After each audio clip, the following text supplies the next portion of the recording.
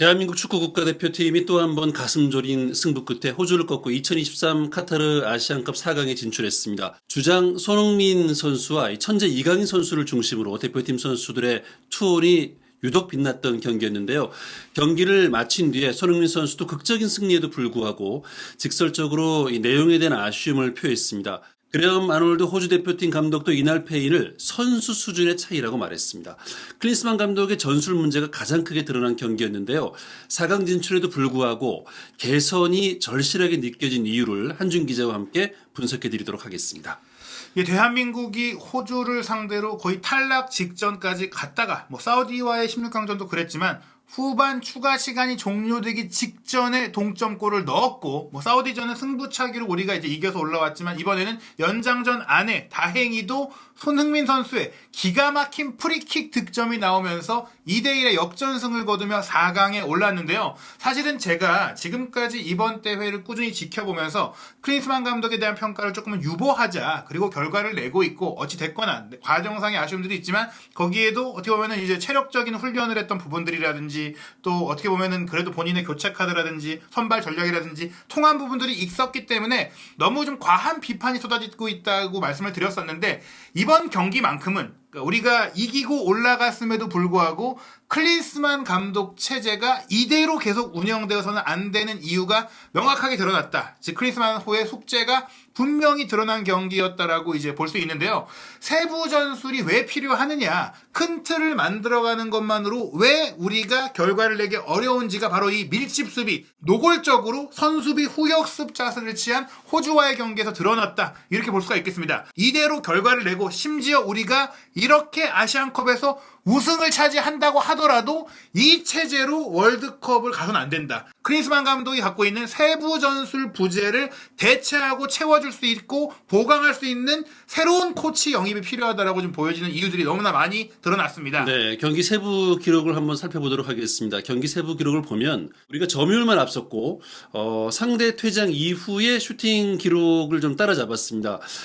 특히 이번 대회 들어 가장 좀 패배에 가까워진 경기가 아니었나 하는 생각이 들 정도였는데요. 특히 실시간 기대 득점 그래프를 보면 동점골을 넣기 전에 추가골을 내주고 잘못하면 질 뻔했어요. 예, 지금 이 기록을 보시면 우리가 2대1로 이겼고 기대 득점 값이 우리가 1.93골이고 호주가 1.72골이니까 물론 우리가 더 승리에 근접한 경기를 했다라고 생각하실 수 있지만, 우리의 기대 득점이 높게 나온 것은 기대 득점 값이 애초에 굉장히 높은 페널티킥이 우리에게 있었기 때문이다. 그리고 우리가 73%나 볼 점유율을 기록했는데 슈팅 숫자는 오히려 호주가 13개로 많았다. 그리고 우리가 전반전에는 단 하나의 슈팅도 하지 못했죠. 그리고 유효 슈팅에서 9대5인데 이 기록이 증명하는 것은 우리가 선수 개개인의 결정력과 마무리 퀄리티가 높았기 때문에 이긴 것이지, 기회를 만든 측면에 있어서는 오히려 호주가 앞섰고, 이 실시간 기대 득점 그래프가 의미하는 게 왜 중요하냐면 우리가 전반전에 슈팅이 없었기 때문에 기대 득점 값이 제로였어요. 그러다가 전반 막판에 선제골을 내주고 후반전 들어서도 경기가 끝나기 직전 후반 추가 시간이 되기 전까지 우리는 기대 득점을 할 수 있는 기대의 가치가 거의 없는 경기를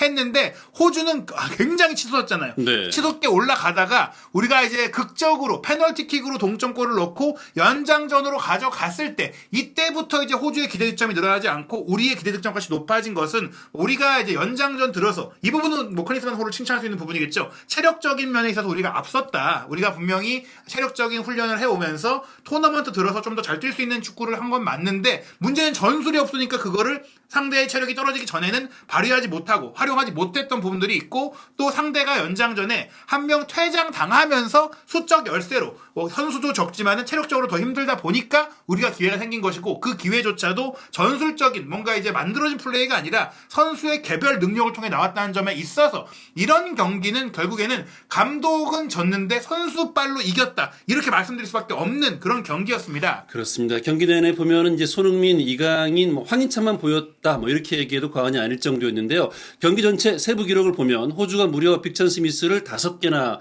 기록을 했습니다. 저게 이제 한 반 정도만 들어갔더라도 우리가 굉장히 어려울 뻔했어요. 사실 이제 뭐 우리가 그 미첼 듀쿠 선수가 뭐 좋은 뭐 플레이를 보이긴 했지만 네. 번번이 그 헤더 슈팅이라든지 문제는 슈팅이 빗나갔어요. 그게 그냥 들어갔으면 우리가 사실은 2대0, 3대0으로 질 수도 있는 그런 경기였다라고 볼 수가 있겠는데요. 사실은 저는 이 세부 기록에서 중요한 이 빅찬스 미스도 있고 또 조현우 선수의 선방도 있고 뭐 이런 것들이 축구의 한 요인이라고 보지만 분명히 우리가 경기를 볼 때 특히 전반전에 우리가 선제골을 내주기 전만 하더라도 공을 다루는 모습이라든지 그러니까 우리 선수들의 개별 퀄리티를 봤을 때 호주 선수들이 확실히 떨어져 보였잖아요. 그렇죠. 그러니까 어떻게 보면은 호주 선수들이 실제로 유럽 5대 리그의 일부 리그에서 뛰는 선수들이 단 한 명도 없는데 그런 수준의 선수들이었어요. 네. 정말로 투박하고 창의성도 부족하고 큰 키와 이제 높이를 활용해서 뻥뻥 지르는 축구, 정말 뻥축구, 좀 수준이 떨어지는 축구를 하는데 그런 팀을 상대로 우리의 뛰어난 선수들이 뭔가 만들어내지 못하고 문전 안으로 들어가서 결과를 내지 못하고 그 밀집 수비를 흔들지 못한 것은 세부 전술이 없기 때문이다. 그렇기 때문에 이번 경기는 정말로 클린스만 감독이 각성을 해야 되고 클린스만 감독이 지금 같은 운영 방식으로는 결과를 낼 수 없다는 게 분명히 드러났고 또 하나 저는 이번 경기를 앞두고 사실은 조규성 선수가 분명히 우리 대표팀에서는 가장 헤더 능력과 피지컬이 좋은 선수이니까 활용도는 있겠지만 저는 이제 박용호 선수를 선발 출전시키고 3백을 일단 쓰다가 나중에 조규성 선수를 쓰지 않을까 싶었어요. 왜냐하면 조규성 선수의 활용도는 결국에는 호주도 높이가 좋은데 그 높이를 상대로 조규성 선수가 혼자 이겨낼 수 있겠느냐 어렵다고 봤기 때문에 오히려 상대가 지쳤을 때 들어가야 이런 부분들을 활용할 수 있고 또 오히려 경기 막판에 갔을 때 우리가 골이 정말 필요했을 때 그때 쌩쌩한 조규성 선수를 투입해야만 그게 효과를 볼 수 있다고 생각을 했는데 오히려 선발 출전을 시켜버리니까 상대도 체력이 많은 상태에서 완전히 조규성 선수가 에워싸였고 그런 과정 속에 조규성 선수가 들어가니까 우리의 수비 라인에 그 공백들이 있었잖아요. 숫자가 부족한 상황 속에서 상대의 힘과 높이를 갖춘 선수를 제대로 커버하지 못하면서 수비적인 문제, 상대가 이미 예견된 고공 공격을 할 때 전혀 대응하지 못했다. 즉 이번 경기가 질 뻔했던 이유는 클린스만 감독의 선발 전략의 완벽한 패배 그리고 세부 전술의 부재 이렇게 볼 수가 있겠습니다. 네. 자, 이 전반 41분 장면인데요. 이제 호주가 이제 선제골을 기록했던 장면이었거든요. 황인범 선수의 이제 패스가 좀 의아했어요. 예, 사실은 오른쪽에서 김태환 선수 쪽으로 구딘이 압박을 하고 오고 있는데 게다가 여기서 잘리면 중요한 건 뭐냐 다른 팀들이라면 여기서 공을 자르더라도 뭐 빌드업을 한다거나 뭐 공을 이제 운반하는 상황들 주고받으면서 풀어갈 수 있지만 호주는 자르면 그냥 크로스가 가능하고 특히 네. 구딘 선수는 호주에서도 가장 크로스가 좋은 선수거든요. 물론 이 상황에서 공을 전개시켜서 반대쪽으로 풀어서 크로스가 나오긴 했지만 여기서 이런 무모한 패스를 할 필요가 있느냐. 게다가 지금 사실 황인범 선수가 조금은 지쳤기 때문에 판단력이 흐려진 것 같은데 벤투 감독 체제에서 우리의 후방 빌드업이 안정적이었던 것은 골키퍼도 김순규 선수였고 그리고 황인범 선수의 곁에 큰 정우영 선수도 있었고 또 센터백 라인에도 김민재 선수의 파트너로 김영호 선수의 체력이 지금보다 떨어지기 전이었단 말이에요. 그리고 오른쪽 풀백도 빌드업에 있어서 괜찮은 편이 김문환 선수였는데 지금 김태환 선수는 볼의 세밀함이라든지 패스의 세밀함이 떨어지고 그 곁에 있는 박용호 선수도 그런 부분에 있어서 아쉬움들을 보이고 있는 상태에서 후방에 있는 골키퍼도 조현우 선수로서 발기술이 좋은 선수가 아닌데 이런 상태에서 좁은 공간에 상대의 전방 압박이 오는데 근거리에 패스를 주는 것은 에워싸였을 때 상대의 전방 압박이 왔을 때 잘리자마자 실점할 수 있는 위기가 나올 수가 있었는데 여기선 그냥 안전하게 걷어냈어야 되는 게 아닌가. 호주 같은 경우에 실제로 우리의 공격을 차단하고 우리의 공격이 오면 그냥 뻥뻥 내질렀잖아요. 안전하게 네, 내질렀잖아요. 그렇죠. 이 상황도 그런 게 필요했는데 잘리고 전환돼서 크로스가 올라왔을 때 그냥 구딘 선수에게 다시 한번 슈팅을 내주면서 허무하게 실점했던 장면들. 상대가 측면 공격을 너무나 잘 활용하고 있는데 중앙의 선수를 많이 져봤자 우리가 그 바깥에서 들어온 선수라든지 높이라든지 이런 것들을 대응하지 못한 부분들을 보면은 조금은 아쉬웠다. 이렇게 볼 수가 있겠죠. 네. 자, 이제 후반전 들어서도 이제 호주의 이제 공격이 이제 몇 차례 이렇게 나왔는데 위협적인 장면들이 계속 연출이 됐어요. 이제 53분 장면인데요. 그 장면도 다 크로스 패스예요. 우리는 네. 호주가 크로스 패스로 공격할 거를 이미 알고 있었거든요. 그런데도 이 53분에 구딘이 크로스를 했을 때 반대편에 들어오는 최전방 공격수 듀크 선수가 또 무인 지경에 있어요. 앞서 그렇습니다. 말씀드린 그 구딘 선수에게 실점했던 장면에서도 구딘이 무인 지경에 있었거든요. 풀백들이 수비 위치를 제대로 잡지 못하고 있다. 뭐 이런 부분들이 또 결국에는 전술적으로 전술적으로 대비가 안 됐다. 수비 동선 정리가 안 됐다. 이런 문제들이 왜 발생하느냐면 결국에는 우리가 이 호주를 막기 위해 저는 개인적으로 3백 수비가 필요했다. 지금 이번 경기 김민재, 김영권 선수로 나왔는데 솔직히 김영권 선수가 이번 경기에 역시나 탁월한 패스 능력을 보여주긴 했지만 분명히 전성기보다는 피지컬과 속도가 떨어지다 보니까 대인 수비가 안 되고 커버가 안 되고 서령호 선수 역시 마찬가지로 호주 선수들의 힘싸움에서 계속해서 밀리다 보니까 수비적인 역할을 거의 못 해줬어요. 그렇기 때문에 저는 이런 면들을 우려했기 때문에 수비를 한 명 더 늘려서 3백으로 수비를 해야 한다고 생각을 했거든요.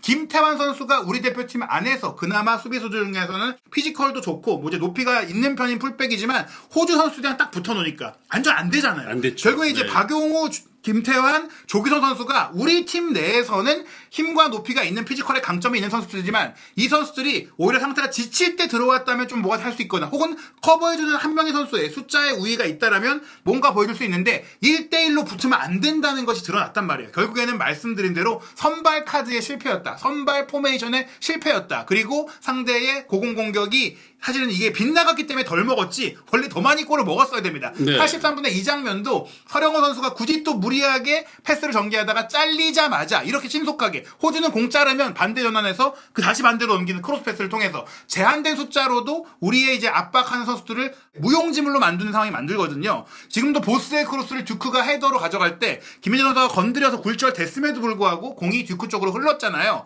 여기서 듀크의 헤더가 사실상 조현 선수가 무너졌는데 골대 옆으로 빗나갔기 때문에 우리가 이제 실점을 안 했지 83분이잖아요. 그렇습니다. 여기서 골을 먹었으면 사실 우리는 거의 여기서 넉다운이었어요. 2대0으로 네. 여기 끝나는 거였거든요.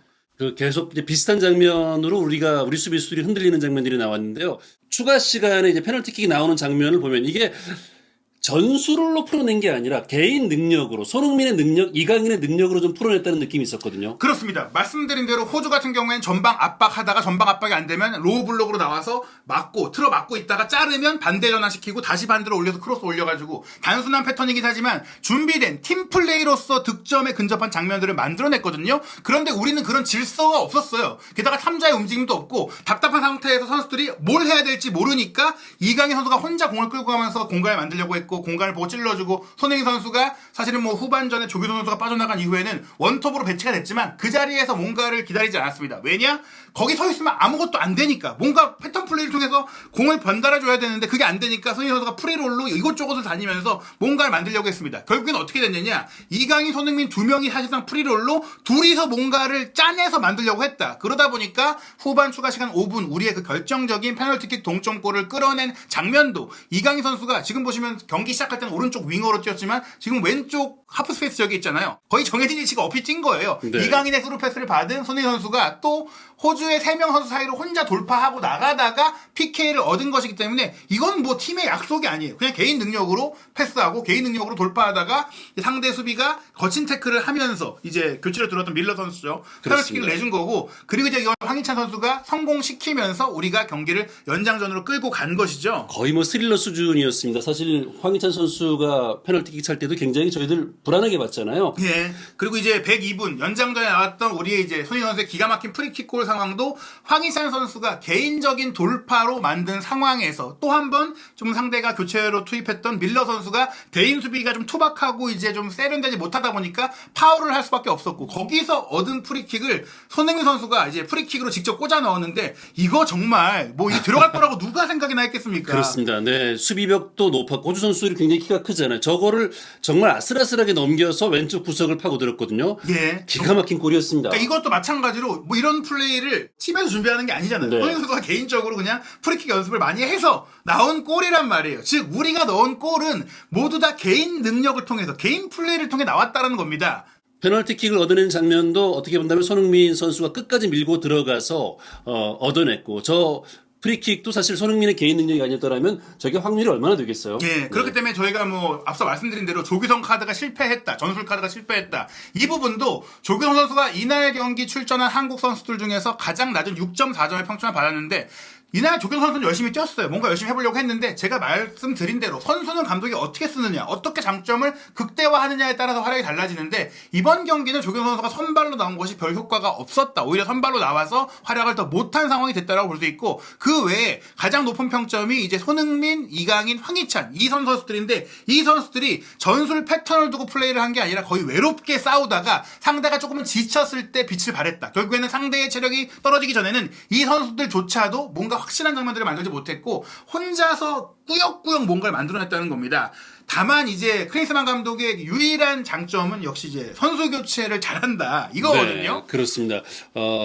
교체 카드를 쓰는 뭐 타이밍, 글쎄 오늘 경기에서는 교체 타이밍 쓰는 카드가 조금 늦은 게 아닌가 이런 생각이 들었지만 교체 카드는 또 적절했다고 느껴졌죠. 예, 보시면 이제 조경 선수가 말씀드려도 답답했고 조경 선수가 들어감으로 인해 미드필드 라인에서 손흥민 선수를 이제 처진 스트라이커로 쓰면서 미드필드 역할을 하게 했지만 실질적으로는 후방 빌드업 과정이 굉장히 부족했잖아요. 부실했어요. 왜냐하면 황인범 선수랑 박용호 선수가 두 명의 미드필드로 뛴 적이 지금까지 없었습니다. 최소한 이재성 선수가 사이드에 있든 뭐 이선 중앙에 있든 결국에는 이재성 선수가 공격 지역에 있더라도 미드필드 플레이를 함께 해줬기 때문에 황인범 선수가 주고받으면서 뭔가를 만들 수가 있었고 압박에 대한 부담도 덜 수가 있었는데 박용호, 황인범은 거의 뭐 미스매치에 가까웠어요. 둘이 함께 뭔가를 만들어내는 장면들이 거의 없었고 수비적으로도 분담이 잘 안 됐거든요. 그렇기 때문에 이재성 선수가 빨리 들어와줘야 공격수들이 지금 낭비되고 있고 공수 간격이 벌어져 있기 때문에 그 사이 간격을 커버하면서 패스가 들어갈 수 있고 연계 플레이가 될 수 있다고 생각을 했습니다. 그런 부분들을 생각하고 있었는데 조기동 선수를 빼면서 이재성 선수를 투입한 것은 결국에는 크리스만 감독이 올바른 처방을 했고 비록 이재성 선수의 몸 상태가 그렇게 좋아 보이진 않았지만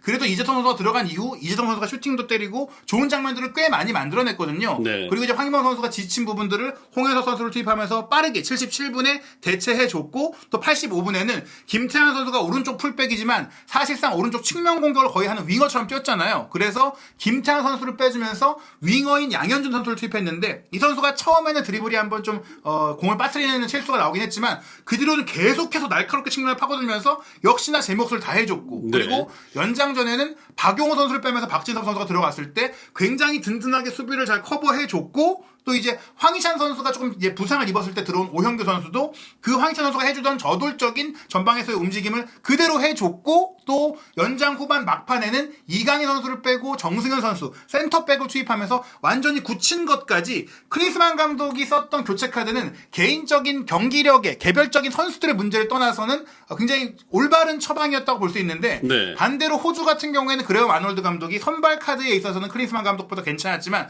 교체 카드가 완전히 실패했다. 일단 70분에 교체 투입했던 에이든 오닐 선수 연장전에 퇴장당하면서 뭐 최악의 경기를 하게 됐죠. 그리고 루이스 밀러 선수가 73분에 들어와서 애킨슨 대신 풀백을 맡았는데 이 선수가 손흥민 선수를 걷어차면서 페널티킥도 내주고 황희찬 선수를 걷어차면서 프리킥을 내준 빌미가 됐잖아요.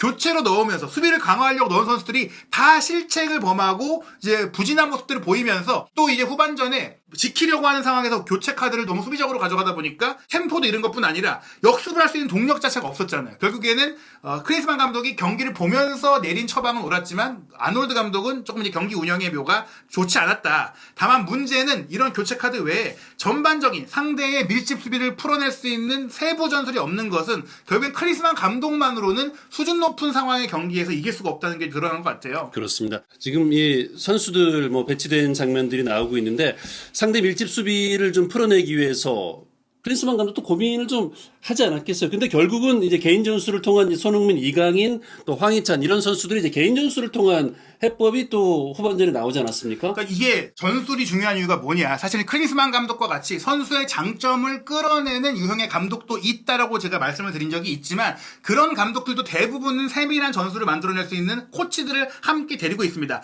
왜냐하면 현대 축구에서 이 전술, 특히 과르디올라 감독이 주창한 이 포지션 플레이가 뭐냐. 공을 이동시키면서 상대의 밀집 수비, 수적 우위와 질적 우위와 위치의 우위, 즉 상대가 아무리 내려서도 거기서 공간을 만들어낼 수 있는 전술적 해법을 찾기 때문에 전술이 중요한 거예요. 게다가 현대 축구의 이런 포지션 플레이, 상대의 밀접 수비를 깨는 전술이 왜 나왔느냐. 1차적으로는 압박 축구, 수비의 조직력, 숫자로서 상대의 창의성을 제한하는 그런 축구를 깨기 위해서 더욱더 세밀한 준비가 필요하다는 게 나온 거거든요. 상대도 공격하고 우리도 공격을 하면은 공간이 있을 때는 선수들이 개인적인 부분 전술이나 개인적인 능력을 통해서 그 공간을 활용해서 뭔가를 만들 수 있지만 호주와의 경기처럼 상대가 내려서서 공간을 안 줄 때는 공간을 만들기 위한 사전 준비가 필요한데 그러기 위해선 전술적인 훈련과 전술적인 공부가 많이 필요합니다. 그런데 이 경기를 보시면 평균 위치에 18번 이강인 그리고 이강인 선수에 가려진 저 동그라미가 9번 옆이 손흥민 선수거든요. 실제 이 평균 위치는 두 선수가 양쪽 측면을 왔다 갔다 하면서 뛰었기 때문에 가운데로 찍힌 거예요. 가운데서 뛴 게 아니라 중요한 건 뭐냐? 이 선수들이 중앙에 있다는 건 프리롤에 가깝게 움직였다는 겁니다. 이곳저곳을 막 뛰어다니면서 뭔가를 찾으려고 분투했다. 실제 전술이 제대로 있다면 선수들의 위치가 좀 균형적으로 나와야 되는데 이 선수들이 실제 출발 포지션의 측면인데 가운데 몰렸다는 것은 말씀드린 대로 정해진 방식 없이 뛰었다는 걸 보여주고 그게 실제로 히트맵에서 나옵니다. 네, 자, 두 선수 히트맵 보면은 정말 많은 지역을 커버한 화면이 보이는데 손흥민 선수도 마찬가지죠. 어디가 이 두 선수의 포지션인지 모를 정도로 경기장을 정말 많이 누볐어요. 네, 손흥민 선수가 말씀드린 대로 경기 초반에 처진 공격수로 뛰었다가 후반전에는 전방 공격수로 갔다고 말씀드렸지만 실제로는 전방 위치에 거의 있지 않고 이선 전역을 좌우 가리지 않고 뛰고 있고 심지어 수비 지역까지 커버하고 있죠. 이강인 선수도 오른쪽 측면에서 시작했지만 왼쪽에도 굉장히 짙게 나오고 있고 중앙 지역도 많잖아요. 결국에는 이 선수들의 개인적인 움직임에 따라서 공격이 전개됐다고 볼 수 있고 또 하나 중요한 게 경기 시간이 흐르면 흐를수록 다른 선수들의 움직임, 3자의 움직임, 공을 받기 위한 움직임, 패턴 플레이가 없으니까 결국에는 손흥민 선수와 이강인 선수가 믿을 수 있는 선수, 공을 지킬 수 있는 선수, 결국엔 공을 뺏기지 않고 슈팅까지 가져갈 수 있는 선수가 서로밖에 없으니까 서로에게만 패스를 하는 모습들이 나왔어요. 그렇습니다. 이강인 선수의 총 63번의 패스 중에 가장 많은 12번의 패스가 손흥민 쪽으로 연결이 됐거든요. 손흥민 선수도 이제 이강인을 찾는 모습들이 많이 나왔고요. 예, 손흥민 선수도 5번이나 이강인 선수에게 패스를 했고 이게 바로 이 패스 맵인데요. 결국에는 이강인 선수 같은 경우에는 이제 측면 미드필더이기 때문에 풀백과도 주고받고 중앙 미드필더도 주고받으면서 플레이를 해야 되는데 최전방에서 자유롭게 경기를 펼친 손흥민 선수에게 가장 많은 공을 줬다라는 것은 약간 노리고 줬다. 다른 선수에게 일부러 주지 않는 장면까지 있었습니다. 네, 이제 이 장면이 대표적인 장면이기도 하죠. 예, 69분이었는데 이강인 선수가 왼쪽에서 중앙적으로 공을 끌고 들어왔을 때 오른쪽 사이드에 빈 공간에 김태환 선수가 있었는데 김태환 선수를 쓱 보더니 글로 안 주고 거기엔 수비가 없었는데 네. 반대로 돌더니 손흥민 선수에게 찔러줬어요. 굳이 힘들게 공격 템포를 지연시키면서도 손흥민 선수에게 줬던 것은 결국 김태환 선수에게 줘봤자 무리한 크로스가 나오거나 부정확한 크로스가 나오거나 공을 뺏기면서 공격권을 잃을 수밖에 없겠다. 그렇기 때문에 그냥 조금 늦어지더라도 확실하게 공을 지켜줄 수 있고 뭔가를 해줄 수 있는 손흥민 선수에게 연결을 한 것이고 이런 상황들이 경기 내내 많이 나왔다는 것이고요. 손흥민 선수의 경우도 마찬가지였습니다. 그리고 이제 결국에는 이런 상황 속에서 이제 우리가 얻었던 페널티킥도 이강인 선수의 패스를 손흥민 선수가 받아서 넣었잖아요. 근데 이 장면도 보시면은 이강인 선수가 왼쪽에 가 있고 손흥민 선수도 왼쪽에 가 있잖아요. 두 선수가 함께 붙어 다니면서 플레이를 하게 됐어요. 그러니까 두 선수가 이곳저곳을 다니면서 둘이서 그냥 축구를 했다라는 겁니다. 저도 이제 저 장면 보면 손흥민 선수가 박스 안으로 파고들면서 끝까지 이제 경합을 하면서 페널티킥을 얻어내려고 했거든요. 주변에 이제 동료를 뭐 보고 주기보다는 손흥민 선수의 고민이 많았던 장면이었던 것 같습니다. 네, 그리고 이제 연장전이 끝나기 전에도 물론 이때는 우리의 거의 승리가 굳혀진 상황으로 보이긴 했지만 오른쪽에 조금 더 높은 위치, 조금 더 수비의 견제가 적은 위치에 양현준 선수가 있었는데 글로 안 주고 굳이 손흥민 선수가 이강인 선수가 올라올 때까지 기다렸다가 패스를 줬어요. 물론 이런 부분들은 이강인 선수의 뭐 개인 득점 기록에 대해서 밀어주려는 느낌도 있었겠지만 저는 그것보다는 지금 뭐 2대1의 팽팽한 상황인데 개인 기록을 신경 써서 손흥민 선수가 뭐 이강인 선수 득점만 만들어주려고 패스 준 건 아니거든요. 네. 조금 더 잘 확실하게 믿을 수 있는 선수에게 패스를 줬다. 이렇게 볼 수가 있겠습니다. 그렇습니다. 자, 이제 공격 지역 점유율을 보면은 우리가 가운데가 횡하니 뚫려 있는 듯한 모습이 나오죠. 예, 사실 호주도 말씀드린 대로 측면 크로스에 의한 고공 공격만 하다 보니까 중앙 공격 빈도가 22.7%에 불과했는데 문제는 상대가 이렇게 내려서고 측면 공격을 활용하는 팀인데 그 팀보다도 우리의 중앙 공격이 22.4%로 더 적었어요. 좌우 측면 공격밖에 없었는데 상대의 밀집 수비를 공략하는 데 있어서는 물론 측면을 활용해야 됩니다. 중앙이 탄탄하니까. 그런데 호주는 높이가 강점인 팀이기 때문에 우리가 측면으로 가서 크로스를 아무리 올려도 거기서 따낼 수도 없고 이길 수도 없어요. 그러면 이제 컷백을 하면서 측면으로 가더라도 컷백을 해서 3자의 움직임이 중앙에 들어오면서 거기서 해결할 수 있는 장면들이 나오면 또 그게 중앙 공격으로 이어질 수 있는데 그런 플레이도 거의 없었다는 거예요. 그게 되려면 말씀드린 대로 공격 세부 전술이 있어야 되는데 그게 없었다는 것이 여실히 드러났고 밀집 수비를 깨기 위해서는 무조건 세부 전술이 필요하다. 결국 이강인, 손흥민이 좌우 측면을 계속 왔다 갔다 하면서 고군분투 선수한 게 이날 경기의 대부분이었다는 겁니다. 네, 그래서 이제 경기에서 이겼지만 손흥민 선수의 인터뷰 내용을 들어보면 좀 답답했던